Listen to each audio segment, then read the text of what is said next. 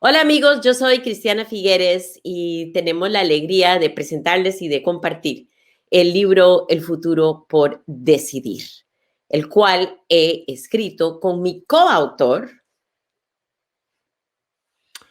Hi, I'm Tom Rivett-Carnac, and it's a requirement of working with Christiana that I can understand basic Spanish, but it's beyond my ability to do a public talk in Spanish. It's great to be here. I'm thrilled to be joining you today. My name is Tom Rivett-Carnac. I'm the co-author with Christiana of The Future We Choose, and we are so thrilled that the Spanish edition is now launching. So I've been asked to tell you a little personal story of how I came to be involved in climate change, and that is a story that goes back to last century, believe it or not, way back in the 1990s when I was a new mother and wanted to take my two daughters to see a little golden toad that was a species endemic to Costa Rica that I had very much enjoyed and that had brought me close to nature when I was a child. And by the time my children were born, that species had disappeared. Not the individuals, but the entire species had disappeared. And I was shocked. And when I started asking the scientists what had happened, they didn't use the term global warming or climate change. They just said there is something happening that actually made this species disappear. So one thing led to the next. And very soon I found myself getting deeper and deeper into first understanding climate change and then negotiating climate change for Costa Rica, my country. And several decades later, leading the 195 countries to sign the Paris Agreement. And my own story in terms of climate change and how I got involved in this actually stretches back almost as far as I can remember. So growing up, I am the son of a petroleum geologist. So we traveled around the world, including living in Colombia in the 1980s, looking for oil.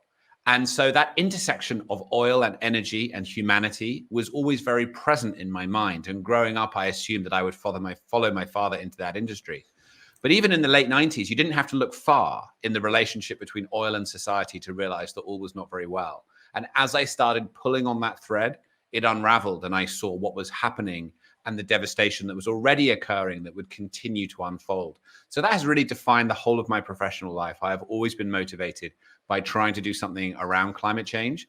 And I've had lots of wonderful opportunities to have an impact, including serving as Christiana's political strategist for the Paris Agreement when we worked together at the United Nations. Well, the story of how we met actually needs to be told by Tom, because his version of the story is much better than my version of the story. We should publicly compare our versions, actually, Christiana. So my version, and I can be corrected by Christiana, is that a few years before the Paris Agreement, Christiana felt that she wanted to complement the many brilliant people who were working in the UN with somebody whose instincts were very much for political strategy and campaigning.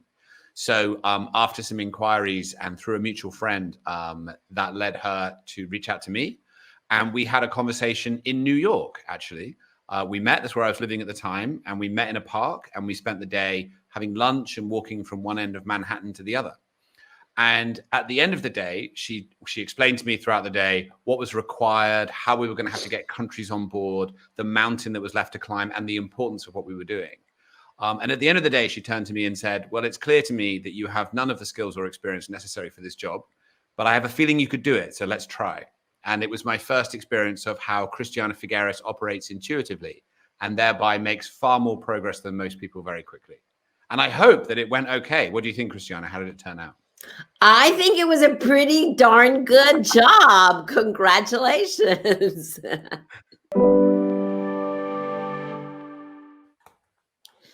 The fact is that although it might be a little bit difficult to digest, we have already started what is now recognized as the decisive decade in the history of humankind. And that statement sounds like a Latin American exaggeration, but it is not.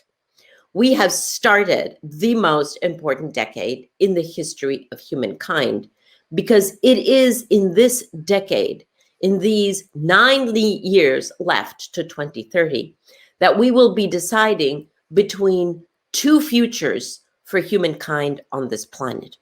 If we continue to pollute the atmosphere the way that we have been polluting for the past 100 years or so, we will be condemned to a future that is increasingly hot, increasingly prone to destruction, to floods, to cyclones, to glacier melts, increasingly exposed to thirst, hunger, conflict, forced migration, increasingly open to more and more zoonotic diseases such as COVID-19, and a world that is frankly so unstable that even the economic system would not be able to prosper, let alone the millions of people who are today already vulnerable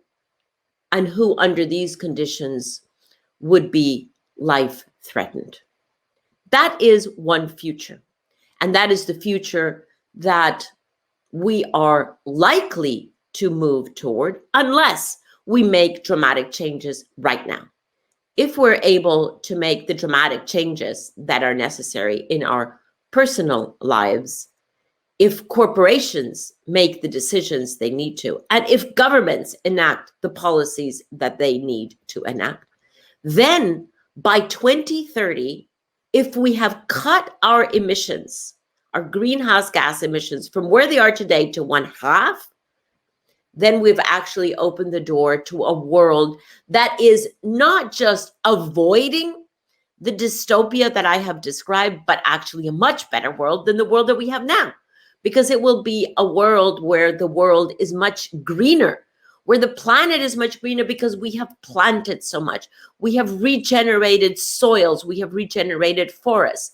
We have brought back many of the mangroves that we have destroyed.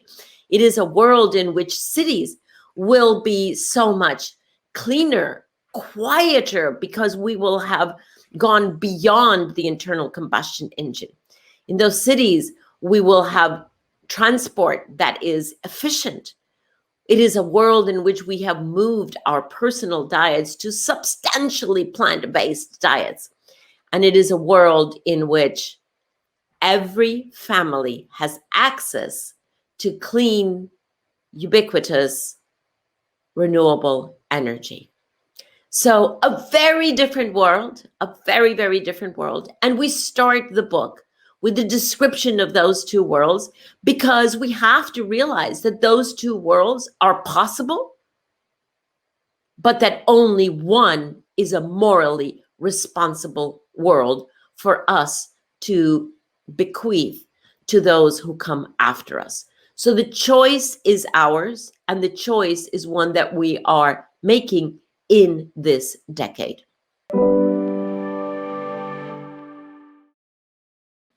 When Christiana said a few minutes ago that we are facing the most decisive decade in history, it's likely that many people listening to this would have felt a little recoil inside them, a small amount of fear about the fact that we're leaving this so late and we're getting so close, and just how consequential that impact will be if we do not turn this around in a timely fashion in order to create that positive future that we set out in the book. So no one else is going to do this. If we're going to turn this around, it's going to be those of us who are here now in positions of decision-making authority with the ability to determine what happens in countries, in cities, in governments. And that begins actually with, yes, a recognition of the severity of the situation, but also with a deep determination that we will do everything necessary to turn the path from the way we are currently headed to what we need to do. And that requires courage.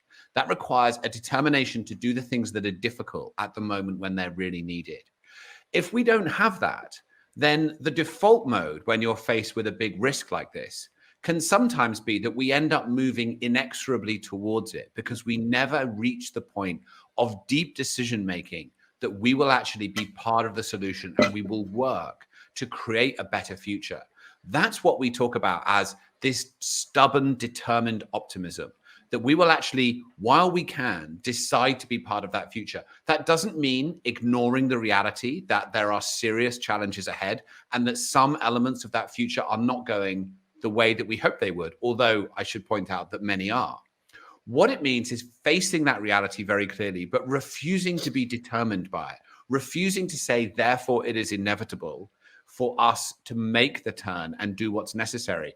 And if you look back at history, many of the most transformative moments have actually been quite dark and difficult moments when people have stood up and said, I will hold my optimism as a candle in the darkness and actually find a way forward out of this difficult situation. We saw that in the middle of wars, at moments of throwing off colonial oppression. These success was far from guaranteed. That decision, that attitude is fundamental. And all of us making a decision that we are going to be part of that future, everything else flows from there. Transforming our communities, transforming our cities, our companies, our countries, the world itself. When we look back at what created the Paris Agreement, and Christiana will talk about this too, I'm sure, actually we would credit an attitude change. There were plenty of reasons why the Paris Agreement should have been impossible, but because everybody began to believe that it was possible and it was necessary, changed their attitudes and began to work, that was a major input into the transformation that ultimately turned into the positive outcome that we wanted. We need to now emulate that at a vast scale because the consequences and the stakes are higher now than they've ever been. But that also is a bigger opportunity for us to rise to that and face it with all of our humanity to turn this around while we can. When we talk about the decisive or the critical decade in the history of humanity, it is very understandable that each of us will feel completely overwhelmed and say, well, if it's that important, that big, then there's nothing that I can do about it. And I just have to accept whatever is going to happen. That, however, is not true. It is definitely true that governments need to play their part. It is definitely true that corporations need to play a part. But it is also very true that each of us individuals have a role to play, because each of us is actually either contributing to the problem or contributing to the solution. And we do that individually through the way that we transport ourselves, the way we eat, the way we use energy, the way we decide to save our available cash if we're in that position. And certainly the way that we talk about this with others.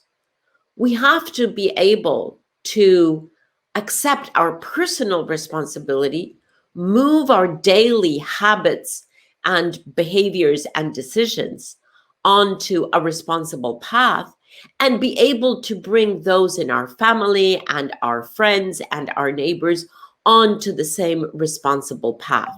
The reason why that is important, that we do this individually, but also collectively, is because it is in the collectivity of individuals that the demand to governments and the demand to corporations is made visible. If we move over to low carbon or no carbon goods and services in our life, then collectively that sends a very powerful demand to corporations and certainly to governments that is our expectation, and that is the only way that we will be able to move forward together. So it is a three-legged stool. It is definitely what governments do, but there we have a vote in all democratic countries. It is definitely what corporations do. And there we have a vote and a choice to make with what goods and services we purchase. And thirdly, it is about what we personally decide to do in our lives.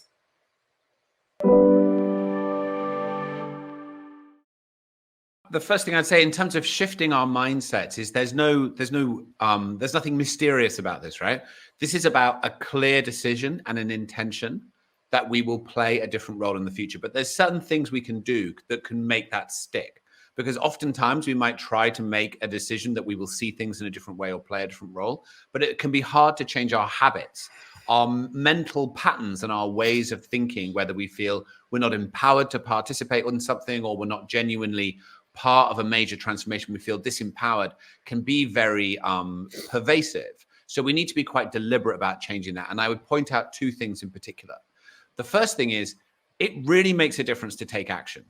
We really feel divorced from these major changes in the world. Making a plan and saying, I'm going to reduce my personal emissions. I'm going to engage with power in my life as a voter, as a citizen, as a consumer, as an employee, in all these different ways, raising your voice in those ways, really makes a difference. It makes you feel like you're participating in a great unfolding. And evidence has shown from around the world that those people who are engaged and active tend to feel more positive and more excited. They get into a positive feedback loop about the change we can make.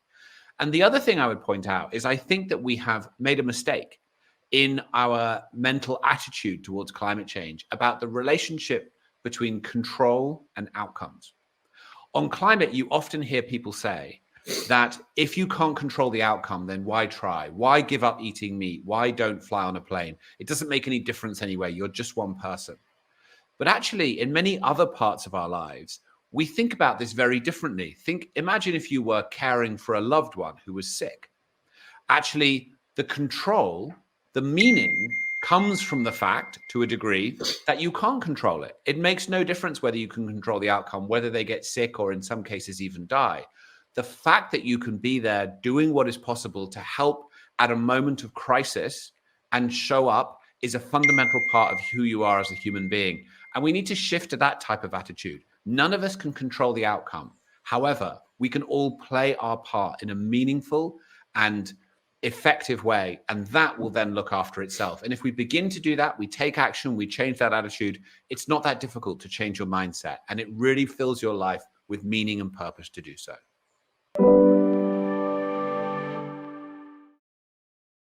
It's undeniable that we have advanced, the global community has advanced remarkably in the past 5 years, especially since Paris, but also a little bit before the Paris Agreement. And we will see the quantification of that at the end of this year at the 26th meeting of governments, who will be meeting in Glasgow at the end of this year to report on what they have done. So it is definitely true that we have advanced on climate change over the past 5 years. It is also, however, definitely true that that progress has not been enough to get us onto the safe ground that we talked about in the beginning.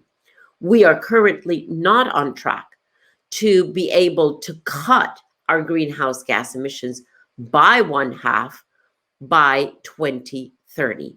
And that is the difference between a world that is a disaster for future generations and a world that is a regenerative and a healthy planet for generations to come.